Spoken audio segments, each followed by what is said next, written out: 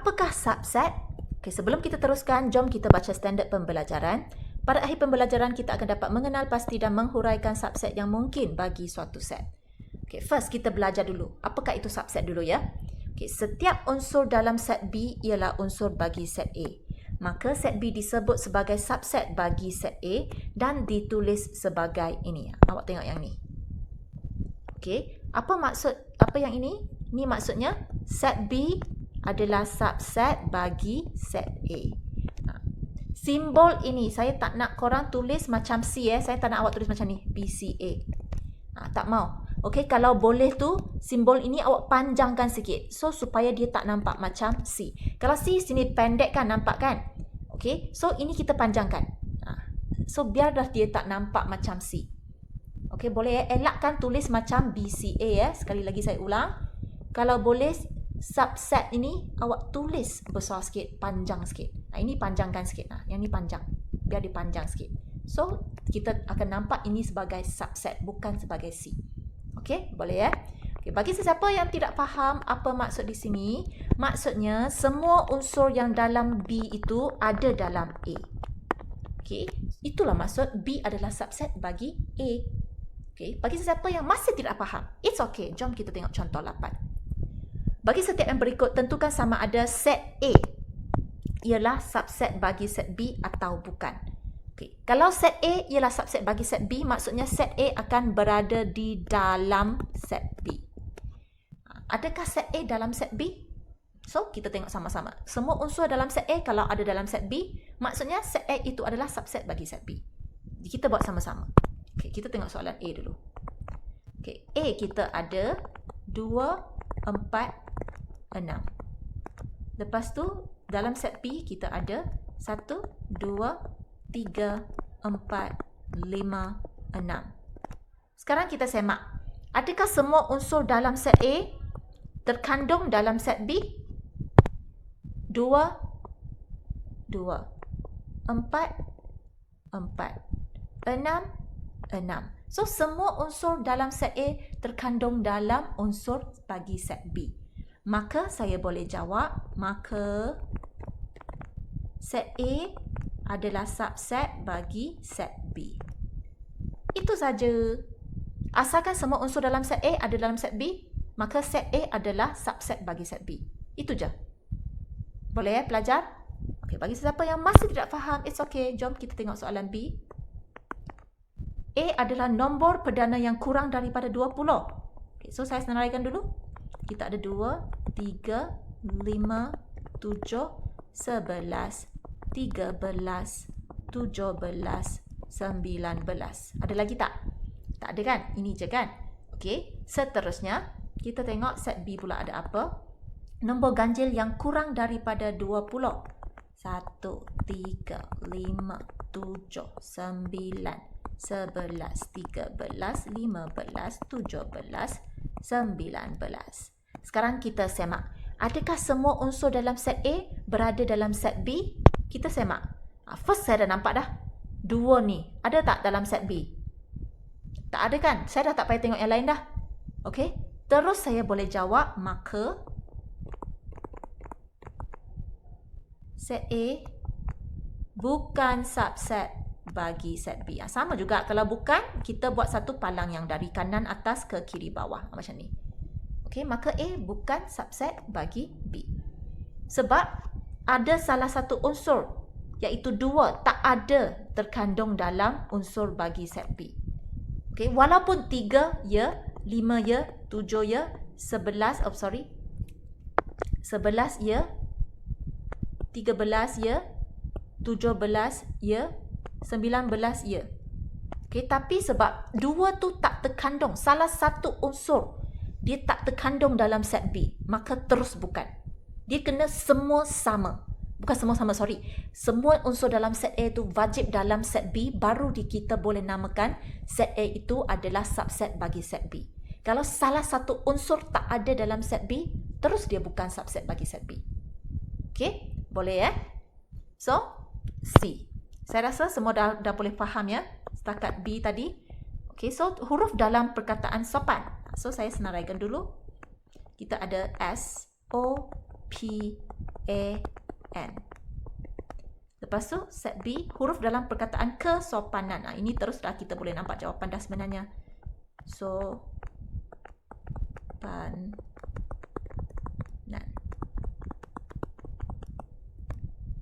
Adakah semua unsur dalam set A berada dalam set B? Yes, of course. Terus saya boleh jawab dah. Maka set A adalah subset bagi set B. Itu saja. Habis. Boleh? So, saya rasa setelah saya terangkan yang ketiga-tiga contoh ini dalam contoh 8 ABC, saya rasa korang dah boleh faham apakah maksud subset. Seterusnya, mari kita tengok yang ini. Pada hari pertama kejohanan olahraga, 3 acara olahraga telah diadakan di sebuah sekolah ialah 100 meter, 200 meter dan 400 meter.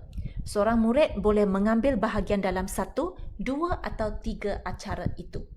Jika set A mewakili acara olahraga yang diadakan di sekolah itu pada hari pertama kejohanan olahraga, maka A sama dengan 100 meter, 200 meter dengan 400 meter. So, ini set kita. Lepas tu, acara yang mungkin disertai oleh seorang murid ialah 100 meter sahaja, ataupun 200 meter sahaja, ataupun 400 meter sahaja. Ataupun dia nak sertai 2 acara, iaitu 100 meter dengan 200 meter sahaja, 100 meter dengan 400 meter sahaja, ataupun 200 meter dengan 400 meter sahaja. Ataupun murid tu dia nak join semua acara yang diadakan pada hari pertama tu, iaitu dia nak join 100 meter, dia nak join 200 meter dan dia nak join juga 400 meter. Okey, dan juga murid itu mungkin tidak mengambil bahagian dalam mana-mana acara, dan ini diwakili oleh set kosong. So, yang saya warnakan dengan hijau ini adalah kemungkinan bilangan acara yang akan diambil oleh seorang murid. Sama ada dia nak ambil satu acara, iaitu 100 meter ataupun 200 meter ataupun 400 meter, ataupun dia nak ambil 2 acara dalam hari itu, iaitu 100 meter dengan 200 meter, atau 100 meter dengan 400 meter, atau 200 meter dengan 400 meter. Ataupun dia nak ambil semua acara dalam hari itu, yang akan diadakan hari itulah, iaitu 100 meter, 200 meter dengan 400 meter. Ataupun satu lagi kemungkinan, dia langsung tak nak ambil bahagian. Mana-mana acara dia pun tak nak masuk. So, set kosong. Maka, setiap set acara yang disenaraikan itu ialah subset bagi set A.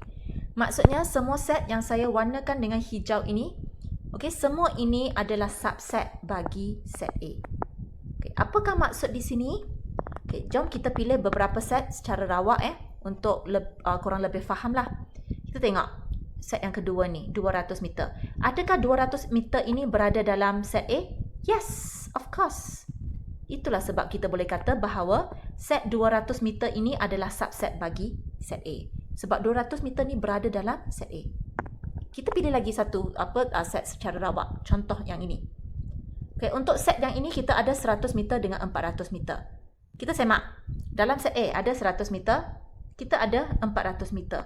So, maksudnya set 100 meter dengan 400 meter adalah subset bagi set A. Sebab semua unsur yang dalam 100 meter dengan 400 meter ini ada dalam set A. Okey? Boleh saya rasa itu dah cukup jelas belajar. Okey, mari kita tengok tip Bestari. Set kosong ialah subset bagi sebarang set. Okey, nampak di sini. Setiap satu set tu, mesti ada set kosong sebagai subsetnya. Itu wajib. Macam set A ini. Set kosong ini adalah salah satu subset bagi set A. Itu sudah wajib pelajar. Seterusnya, set itu sendiri ialah subset bagi sebarang set. Ini pun sama. Semua unsur yang ada dalam set ni iaitu 100, 200 dengan 400 meter ni. Nampak tak? Ini pun adalah subset bagi set A. Dan subset ini sebenarnya dengan set A sama kan? 100, 200, 400. 100, 200, 400. So ingat, untuk setiap satu set, ada 2 subset yang wajib. Iaitu set kosong dengan satu lagi set yang semua unsurnya sama macam set itu sendiri. Itu awak kena ingat. Okay, ini semua yang dimaksudkan dalam tip bestari inilah. Okey, boleh ya pelajar? Bagi sesiapa yang kurang faham dengan apa yang saya terangkan tadi, it's okay. Jom kita tengok contoh 9. Mungkin awak akan lebih faham. Okay, sebab contoh 9 ni dia sama macam yang tadi. Okay, just dia tukar apa bentuk soalan je. Okay, jom kita tengok sama-sama. Senaraikan semua subset yang mungkin bagi setiap set yang berikut. Okay, mari kita tengok yang soalan A. Okay, set yang diberi ada 2 unsur, iaitu 3 dengan 4. So, kita perlu senaraikan semua subset yang mungkin bagi set 3 dengan 4 ini. Okay, yang pasti sudah ada 2 subset yang saya dah tahu, iaitu set kosong. Yang pertama adalah set kosong. Okay, yang seterusnya adalah set yang sama macam set yang diberi, iaitu 3 dengan 4. Okay, ini apa yang diberi dalam tip bestari tadi. Set kosong ialah subset bagi sebarang set dan set itu sendiri ialah subset bagi sebarang set. Ini set kosong. Lepas tu, set dia sendiri. Okey, sama dengan yang ini. Okey, boleh ya? Seterusnya, subset apa lagi yang kemungkinan bagi set 3 dengan 4? 3 sahaja. Betul tak? So, set 3 sahaja dalam set 3, 4 ni kan? So, maksudnya dia adalah subset bagi 3 dengan 4. Satu lagi. 4 sahaja. So, unsur 4 sahaja. Set yang ada unsur 4 sahaja adalah subset bagi set yang ada 3 dengan 4 sebagai unsurnya. Sebab 4 ini berada dalam set 3, 4 ini. Okey, boleh ya pelajar? Ada lagi tak jawapan pelajar? Okey, bila kita nak stop? Macam mana kita tahu kita sudah dapat cari semua subset yang mungkin? Jom kita tengok yang di sini. Jika suatu set mengandungi n unsur, maka bilangan subset yang mungkin ialah 2 kuasa n. Maksudnya ini semua bergantung pada bilangan unsur yang ada. Kita tengok yang ini. 3 dengan 4. Set yang ini kita ada berapa unsur? 3 dengan 4. So kita ada 2 unsur.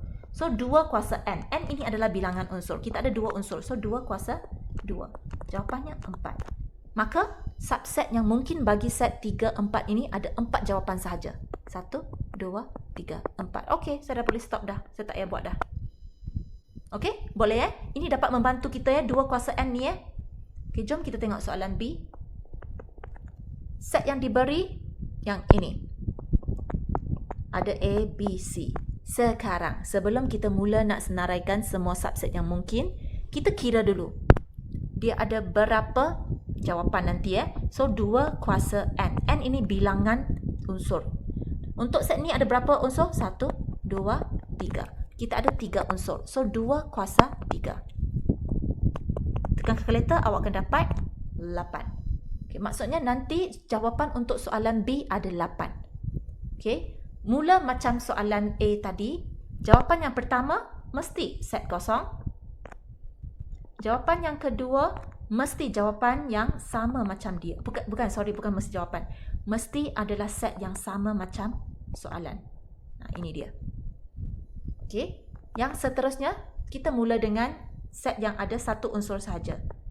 Ada satu A, satu B sahaja, satu C sahaja. Lepas tu, kita ada jawapan yang ada 2 unsur. Ada A dan B sahaja. Lepas tu, kita ada B dan C sahaja. Kita ada A dan C sahaja. Ada lagi tak? Dah tak ada dah. Kita semak dulu. Betul ke? Kita ada 8 jawapan. 1, 2, 3, 4, 5, 6, 7, 8. So, habis. Itu sahaja. Kita dah senaraikan semua subset yang mungkin bagi soalan B. So, ini sangat penting pelajar. Okey, yang kita dah dapat bilangan subset yang mungkin. Okey, bagi set itu kita dah kira dulu. Lepas tu kita dah boleh stop kalau kita dah dapat bilangan yang betul tu. Okey, boleh ya pelajar? So, dengan ini saya harap korang boleh cuba menjawab latih diri 11.2C pada muka surat 258 dalam buku teks korang. Okey, untuk soalan 1 tak ada masalah. Okey, awak just jawab Okey, kalau boleh. Yang semua ni awak senaraikan dulu. Okey, semua unsur yang ada dalam setiap satu set ini. Lepas tu baru awak jawab dengan guna simbol yang ini. Ini dia dah bagi tahu. Okey, subset bagi atau bukan subset bagi. Okey, untuk soalan 2 dia sama macam contoh 9 yang tadi saya tunjuk. Okey, first awak tengok bilangan dia ada berapa. Tengok yang ini, P dengan Q, dia ada 2 unsur sahaja. So 2 kuasa 2. So 2 kuasa 2. 2 kuasa 2. So nanti ada 4 jawapan sahaja pelajar untuk soalan A. Kalau untuk soalan B, nombor perdana yang kurang daripada 10. Awak kena senaraikan dulu. Nombor perdana yang kurang daripada 10. 2, 3, 5, 7, 11. Okey, 11 tak boleh. So ini je. So ini ada 4 bebas. Ini ada 4 unsur. So 2 kuasa 4. Kita dapat 16. Wah, ini ada 16 jawapan. Best nanti awak buat. Okay, awak rasa seronok nanti. Okay, buat ikut apa yang saya tunjuk dalam contoh di atas ini. Okay, first kita kira dulu ada berapa jawapan. Lepas tu wajib kita mula. Okay, dengan 2. Iaitu set kosong itu wajib dan satu lagi set yang sama macam soalan. Okay, so untuk yang ini pun sama. Saya dah tunjukkan untuk awak dulu ya. Untuk soalan B ini saya tunjuk untuk awak. Okay, jawapan yang pertama mesti set kosong. Jawapan yang kedua mesti set dia sendiri yang sama dengan dia. Seterusnya awak mula dengan set yang ada satu unsur je. 2. Lepas tu 3. Lepas tu 5. Lepas tu 7. Lepas tu mula dengan 2 unsur. Lepas tu 3 unsur. Habis. Okey, awak senaraikan ada 16 jawapan. Nanti awak semak. Saya sudah bagi awak 3 jawapan. Lagi 13 jawapan awak buat sendiri. Okey, boleh ya? Selamat menjawab.